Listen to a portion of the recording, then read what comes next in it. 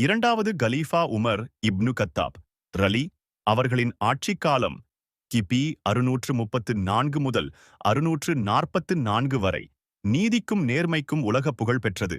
அவர் வழங்கிய பல அதிரடி தீர்ப்புகளில் மிகவும் பிரபலமான ஒன்று எகிப்து ஆளுநரின் மகனுக்கும் ஒரு சாதாரண குடிமகனுக்கும் இடையிலான வழக்காகும். இந்த தீர்ப்பு சட்டத்தின் முன் அனைவரும் சமம் என்பதற்கு இன்று வரை ஒரு சிறந்த எடுத்துக்காட்டாக திகழ்கிறது.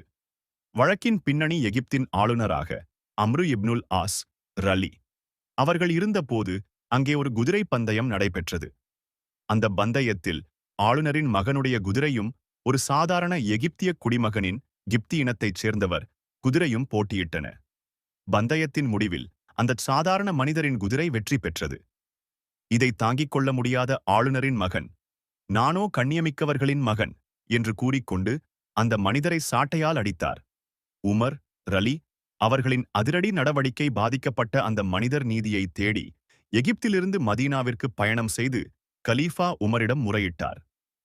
புகாரைக் கேட்ட உமர் ரலி உடனடியாக ஆளுநர் அம்ரு இப்னுல் ஆசையும் அவரது மகனையும் மதீனாவிற்கு நேரில் வருமாறு உத்தரவிட்டார்.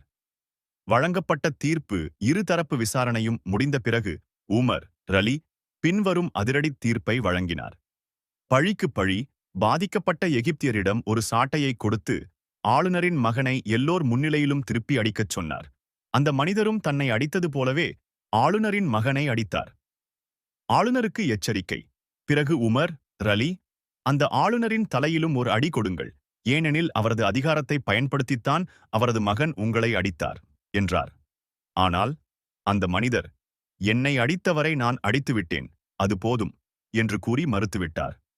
உமர் ரலி உதிர்த்த வரலாற்று பொன்மொழி. இந்த வழக்கின் முடிவில் உமர் ரலி தனது ஆளுநரை பார்த்து பேசிய அந்த வரிகள் மனித உரிமை வரலாற்றில் மிக முக்கியமானவை.